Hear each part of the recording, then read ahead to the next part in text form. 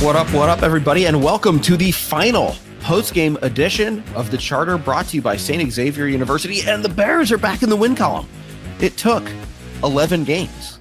They lost 10 games in a row, but the Bears have won a football game, and not only have they won a football game, they won a football game against the Green Bay Packers for the first time since 2018, and the first time at Lambeau Field since 2015. Real quick, before I bring in my guy, Clay Harbor, I want to wish a happy birthday to Virginia McCaskey, who turned 102 years old today and got probably the best present she could ask for, which was a Bears victory at Lambeau Field. So happy birthday to Virginia McCaskey. And with that, I'd like to bring in my guy, Clay. Clay, how you doing? How you feeling after the Bears W? You know, I was going back and forth on this win because obviously it could affect draft position. Maybe get a couple slots higher if you lose. You're not going against some of the starters. Obviously, the defense seemed to be fully out there for the Packers, but offensively, Jordan Love, Christian Watson, they were missing a couple pieces. Josh Jacobs ended up taking him out as well. But the Bears needed this. They needed to learn how to win a game coming down to the line. As many times as Caleb had his game-winning drives taken away from him. When we go back to Green Bay, the last game, we go back to Washington. We can countless times, I think 3 or 4 times this season that Caleb made game-winning drives, but he didn't get the game-winning part, right? So I think they needed this. It's a good way to build momentum into the offseason. And I know, so Jordan Love was out. You're going against Malik Willis. Jordan Love only threw 7 passes today or 12 passes today, something like that. But overall, I thought this was good because sometimes you got to learn how to win. And that's something that they'll remember. And I think it's good for Caleb because he did have those moments getting away from pressure, throwing some big throws at the end. And that last throw when he kind of came back, I thought it was fitting. And with all the clock management issues, he threw the ball, got up, clocked it, kicked the field goal, no time left on the clock to show that he is improving. He can get better. Wasn't a perfect season. Wasn't the season any of us wanted. For Caleb, wasn't a season I wanted to see from Caleb Williams. But what I did like from this kid is he came out there, he never complained, and what he showed today is what he showed all season long. He is willing to come out swinging, and he's a fighter, and that's what I like to see from my quarterback. One big note from Thomas Brown after the game, and Caleb Williams kind of alluded to it as well, on that last throw to DJ Moore that set up the game-winning field goal. The Bears were actually set up to throw a go ball to DJ Moore. Prior to the timeout that Green Bay had called, they were showing a look where basically DJ Moore had one-on-one with no help over the top. So when they came back, they said, hey, if it looks like that again, you run a go route, and I'm going to give it to you, and you're going to score a touchdown. We're going to win this game, right? But coming out of the timeout, the Packers did not show that same look. So Thomas Brown said that he gave a signal to DJ Moore to check out of that go route and into that kind of big slant. It was like a slant or a dig, but the in breaker.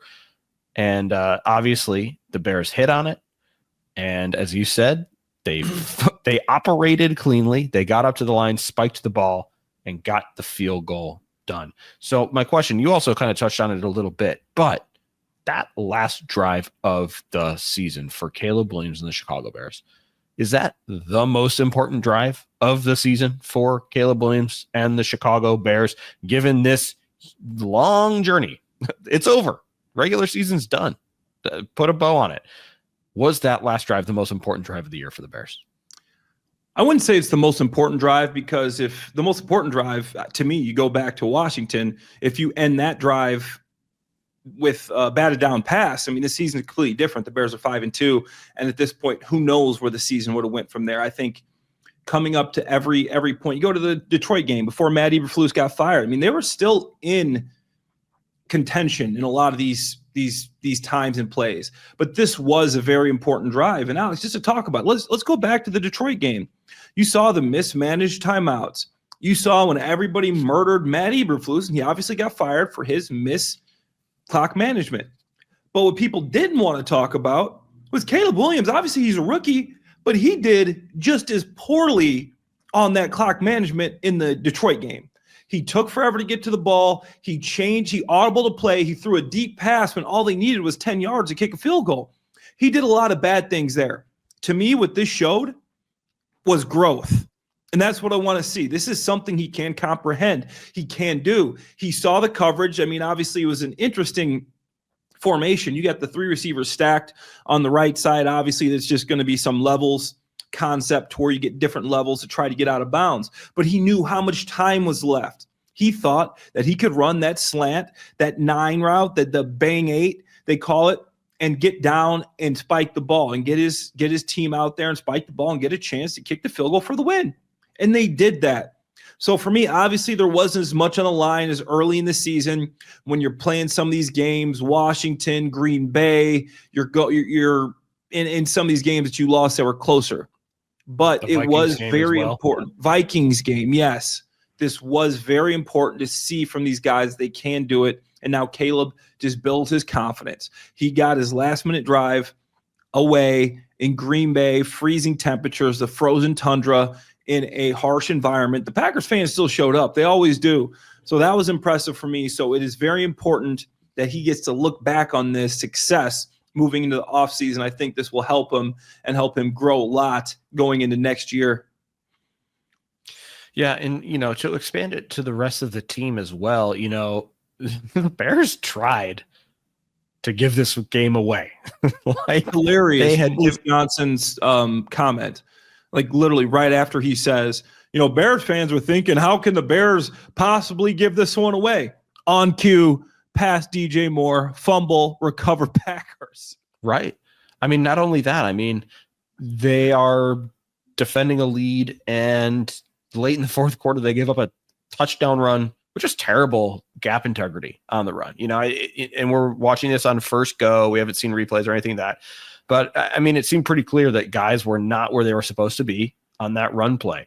The 2-point try where you apparently only have 1 2-pointer up that you like, and then when you get the penalty, you decide to kick it, and now, it's an 8-point game, and, okay, the defense, they stopped the Packers 2-point try to change the game. But again, just head-scratching moments. And then on that comeback drive, they once again nearly pissed away the opportunity. They had the completion earlier, but guys aren't set, and it's a penalty. So now they have to do it again. And in the past, they had not been able to overcome those moments. They hadn't been able to do it again. But this time they did. Caleb Williams came through. He made the check. DJ Moore dusts a guy, no problem, gets wide open, hangs onto the ball. They operate well. They get up, they get the spike. So it was not without its bumps. It was not without its rocky moments. This was far from a dominating victory, right? The special teams made great plays. Defense, again, against a lot of second stringers for the Packers, made some great plays. But it was certainly not a dominating win. But the Bears were able to overcome those hiccups when, so many times over the past 3 years, not just this year, but the past 3 years, they weren't able to overcome those hiccups. Let's talk about Caleb Williams a little bit more, because his numbers are actually pretty good, even though it wasn't, the prettiest performance. 21 completions on 29 attempts. That's a 72.4% completion rating, only 148 yards, but he's only sacked the one time, which is important. And he has that touchdown throw, the screen that went to DJ Moore. He also fit in, again, we saw him challenging tight windows and completing some tight window throws, but I really want to focus on the sacks and him avoiding the sacks and him throwing away the ball when at times we haven't seen that. There are times where he rolled out, threw the ball away. Again, towards the end of that game, it looks like he is going to go down. He finds a way to get the ball out just in Cole Kmet's direction, incomplete pass. So, again, the numbers, tell a story, but what did you see out of Caleb Williams specifically today it's a hostile environment playing in Lambeau Field. First time in January. That's a tough place to play. What did you see out of Caleb Williams more specifically today? The first half was interesting, and I don't think it was anything that he did, but I mean, the game plan, I mean, per Courtney Cronin, ESPN Stats and Info, Caleb Williams finished the first half with an average of 0.7 air yards per throw. That was the fewest of the entire season of an NFL quarterback. Okay, they were throwing the ball diagonally. They were afraid to go downfield. I'm like, what's going on here? It's the last game of the year. You have nothing to play for. Let's move the ball down the field. But in the second half, obviously they had to go for some third downs. They had to go for some longer drives, some scoring drives, and wasn't a perfect game by any means. And he did hold on to the ball too long a couple times, scrambled.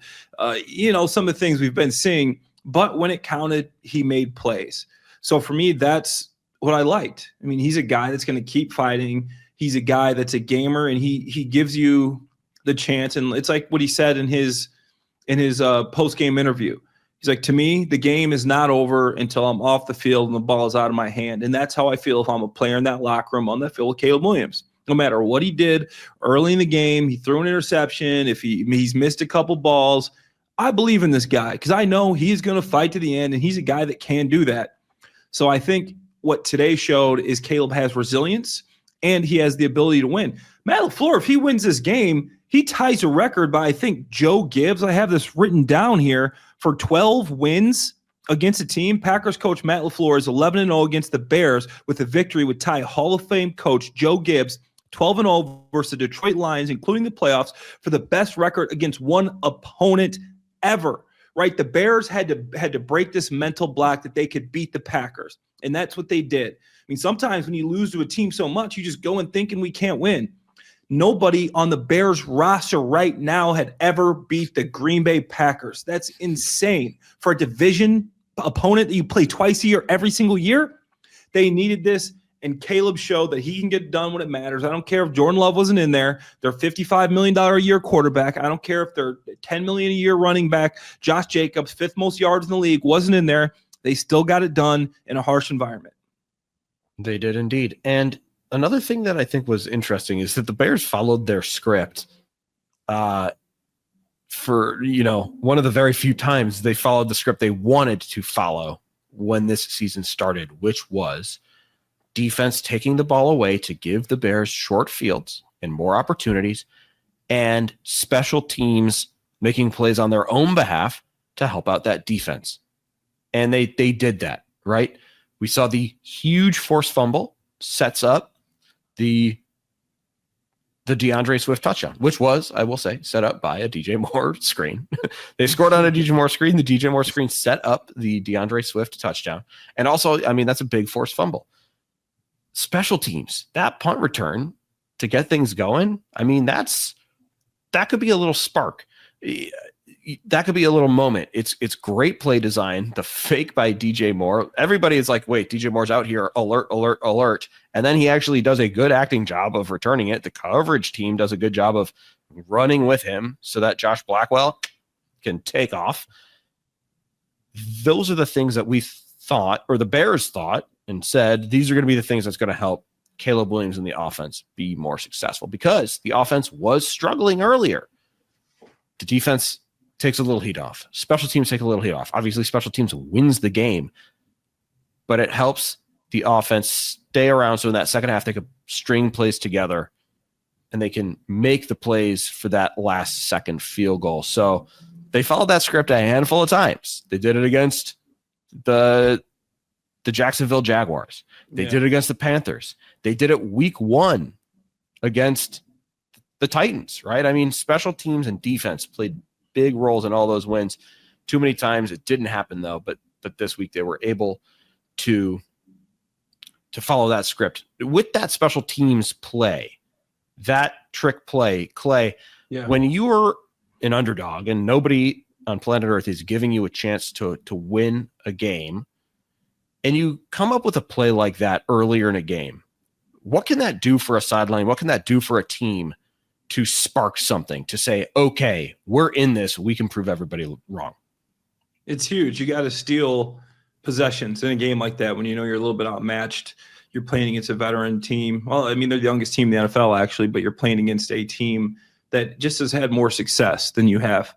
And that to go back to that punt return, I'm so happy for Richard Hightower. He's a guy that works hard and a guy that all the players love.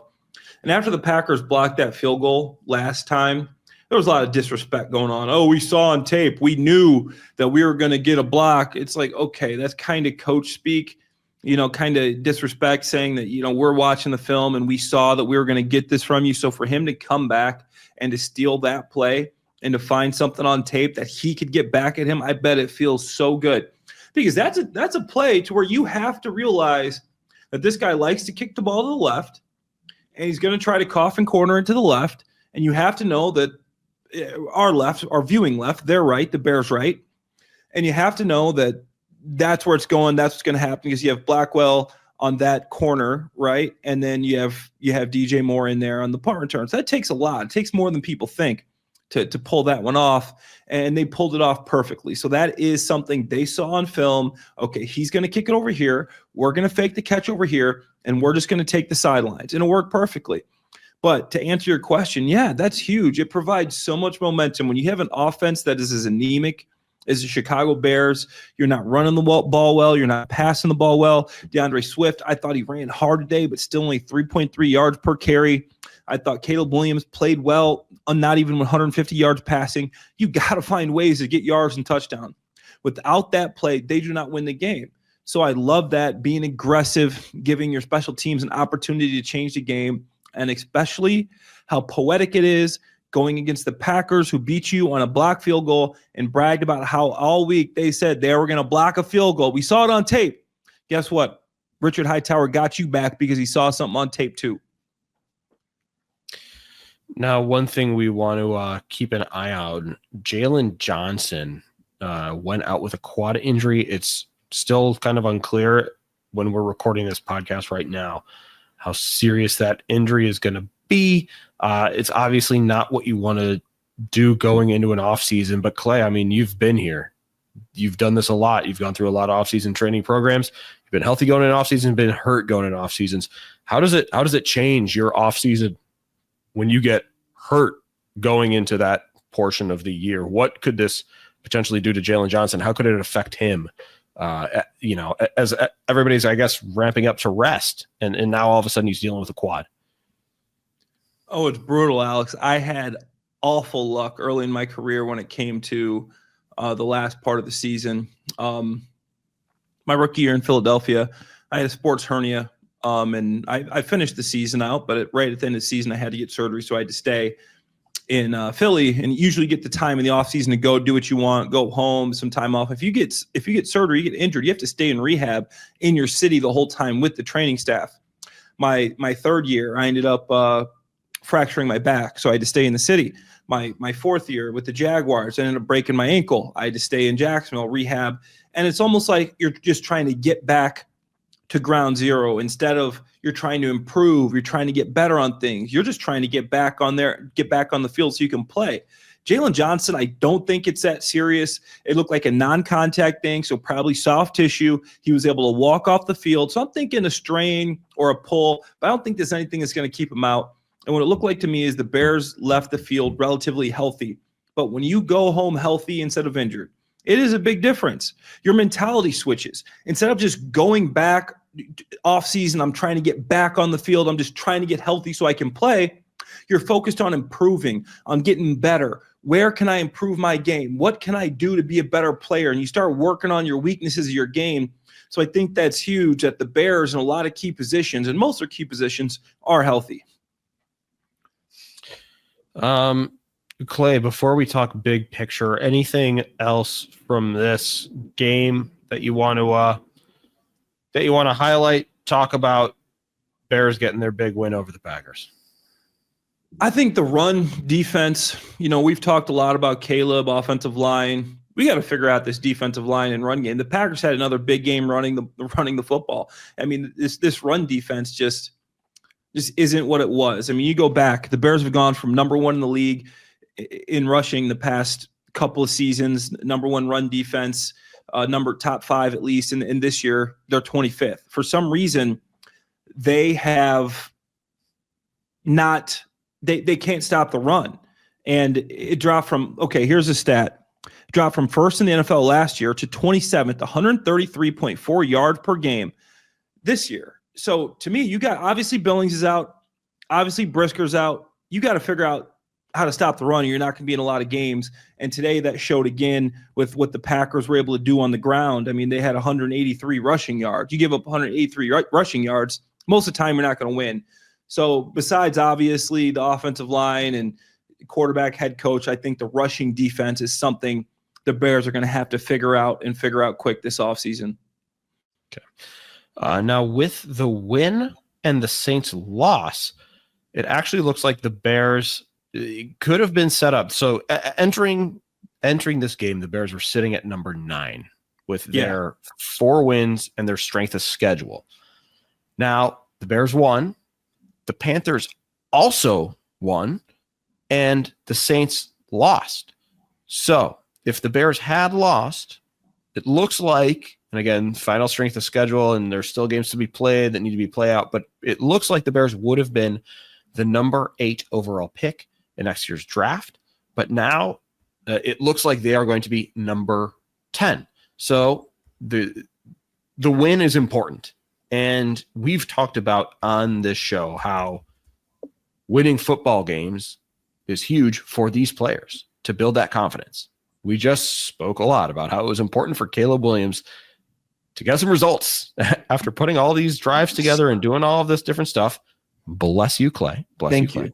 You're very welcome. To get a W. So this is not me saying, oh, the Bears should have tanked and they should have lost because they cost themselves 2 draft picks. I'm not really saying that. These are just the facts of the matter. Could have been 8.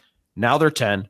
I just want to go over some of the players who were taken in that range to get an idea of the players, again, in that range. So last year, the number 8 overall pick, Michael Penix Jr., to the Falcons, number 9 to the Bears, Roma Dunze, and number 10, J.J. McCarthy to the Vikings, who we didn't get to see because he got hurt. The Bears are actually all in this range the past few years, so it'll be a lot of familiar players. In 2023, the number 8 pick, again, to the Falcons, Bijan Robinson. The Bears had the 9 pick, but then they traded it. We were on that show together. We were covering that live, Clay. The Bears traded that pick to the Eagles, who drafted Jalen Carter, and then the Bears end up with Darnell Wright. And then in 2022, it's again the Falcons, which is kind of crazy. Number 8 is Drake London. Number 9, Charles Cross, offensive tackle to the Seahawks. And number 10, Garrett Wilson to the Jets. So past 3 years, I mean, a lot of good players in that range, 8 through 10. Lots of good players, right? I mean, I think the Bears would have been happy with Jalen Carter and his production.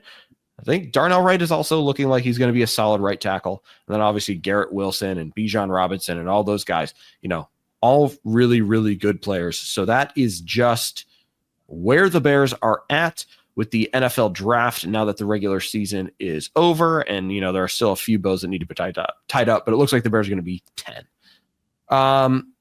We've spoken about it a little bit over the offseason, but now that the season is over and it's clear that the trenches are a big problem, I'm going to ask you, Clay, offensive line or defensive line, where are you looking for the number 10 overall pick? If the Bears end up at 10, stay at 10, trades happen, et cetera, et cetera. But that first Bears should be a top 10 pick. Where are you going? Obviously, it depends what happens in free agency, but I think the most pressing need is offensive line. Obviously, like I just said, the run game is bad. The run defense is very bad. Pass defense isn't what it was to start the year with obviously the defensive backs, but offensive line, you got to shore up the interior of that offensive line. And you could even trade back. I'd be open to a trade back scenario to get some picks back, a second, a third. If you got somebody that's willing to deal, trade back because you need so much on this team. You need offensive line. You need defensive line. you need a safety because who knows what's going on with Brisker. You could use another running back to go with DeAndre Swift, a power back with a little bit better contact balance. You can run between the tackles to go along with his versatility. So I would say offensive line first, and obviously we'll dive into that as the year goes on and the offseason goes on as far as draftable players at that spot. But you got the quarterback. Now it's time to protect him. You got weapons around him. Who knows what happens with Keenan Allen, but you do got Rome. You got DJ. You got Cole coming back. You got Swift coming back. Let's protect this guy. Let's invest heavily into the trenches and then protect your guy. Give him time to throw. Obviously, Caleb's got to improve with getting the ball out. He's one of the bottom four as far as time to throw. So you got to really shore up the interior of that offensive line and add more depth as well in free agency. Okay. It's been a really tough season for the Chicago Bears, obviously. But the offseason, traditionally for me, has been good vibes only time. And we are approaching good vibes only time. So let's wrap up this 2024 season with some good vibes. Clay, what is the most encouraging thing about the Chicago Bears right now heading into, well, we're in 2025, but heading into next year? That's a tough one, Alex, because obviously you're in the midst of a coaching search. You hope that you find the right coach. You got a lot of opportunities out there, but there's going to be a lot of jobs available. So these coaches are going to have their pick. The Bears are going to have to show that they're a capable franchise and that they are a team that one of these coaches should choose to come to. Obviously, you just saw Gerard Mayo lost his job. So now the Patriots, obviously, we're expecting Doug Peterson in Jacksonville to lose his job to go along with even possibly the Giants. I mean, there's going to be a lot of jobs out there. It's going to be Black Monday tomorrow. We're going to find out more, but it's kind of like a rebirth here. You're going to get a new coach. You got a young quarterback. I think Caleb, obviously it's not the year a lot of us wanted to see from him, but I don't think we've seen something to show that he's a guy that can't win. I think that we've seen that he has ability to win games and he's got to clean a lot of stuff up. And I think if you get a line in front of this guy, that he has shown that he's a guy that you can win with. So you get a good line in front of him. You fix this defensive line, get somebody, and bless you right back, Alex Shapiro, and a good defensive line. You got a lot of cap. You got your top 5 in cap, and then you got a top 10 draft pick, and you got the second round pick still from the Panthers.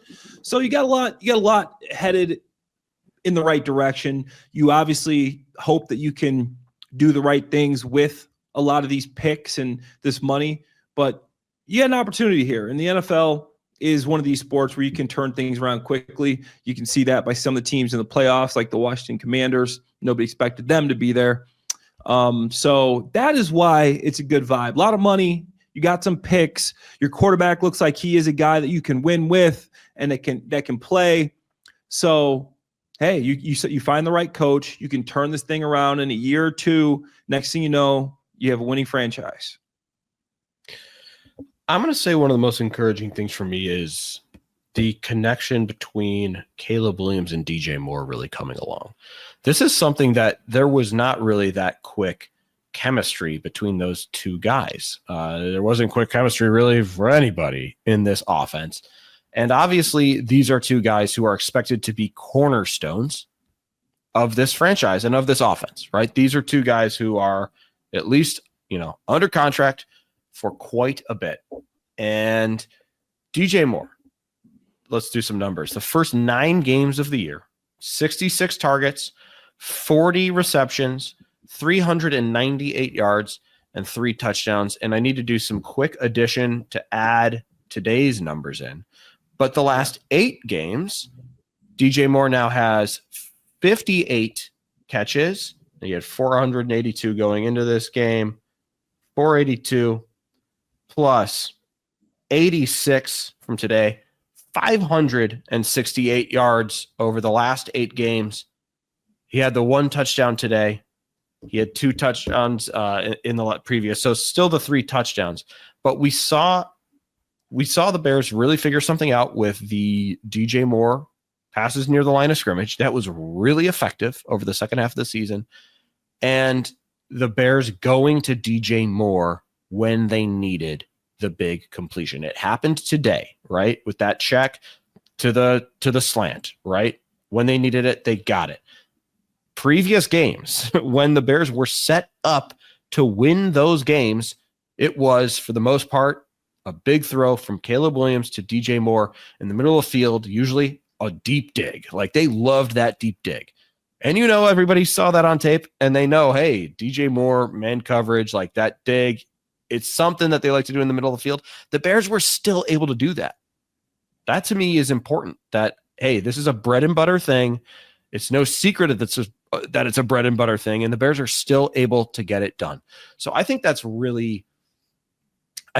encouraging heading into next year, right? Building that chemistry, that was huge. This is all about figuring things out with Caleb Williams. And obviously, Keenan Allen might not be here. Rome Odunze is going to be here a long time, but Rome Odunze, young guy. DJ Moore's the established veteran. He's the guy who we're looking at as wide receiver one. The fact that they were able to grow together over the course of the year, I think is pretty big time for the Bears offense and for the franchise as a whole. Yeah, you needed that. And the other positive thing that I would like to say is the Packers have scored 30 points in 5 of their last 6 outings. The Bears held them to 22 points. Last week, the Bears held the Seahawks to 6 points. So shout out to the defense, right? Eric Washington and this defense did finish the year with a couple of strong performances. Obviously, I did critique the run defense there, but overall, you gave up 6 to a pretty solid offense with Geno Smith and the Seahawks over there. Then you gave up 22 to a team that has scored 30 points in 5 of their last 6 games. So to me, that is positivity heading into the end of the season for the defense as well. So hopefully they can keep that going beginning of the year. Remember, we're talking, are they top 5 defense? I mean, that was a conversation. This is the 4th consecutive year that the Bears have lost 10-plus games, double-digit games. But I think this was a big win to finish the year out. The defense played well. The offense had the game-winning drive. So there is some momentum now moving on to this offseason where you got a ton of cap. You got some good draft capital. You're going to have a brand-new coach. And there's a lot of things moving in the right direction. New year, new Bears. They're 1-0 in 2025, baby. Can you feel it? The good vibes are back. We've turned the page. The good vibes are back. We hope you're feeling them at home. So to all of you, thank you again for listening to the Charter, for watching the Charter on YouTube, on CHSN, presented by St. Xavier University. We appreciate all of you. We hope that the beginning of year 2025 has been just as good as the Bears start to 2025. And we hope that continues for you the rest of the year. And, just because the Bears regular season is over, we're not going anywhere. We're going to continue to break down the offseason. The NFL head coach candidate resumes are going to continue. We're going to be doing a ton of draft coverage, free agent coverage. So don't turn that dial, even though this isn't radio. Don't turn that dial. Keep it with us with the Charter, once again, presented by St. Xavier University, because we got more great Bears content coming for you. So once again, thank you. Have a wonderful rest of your week, everybody.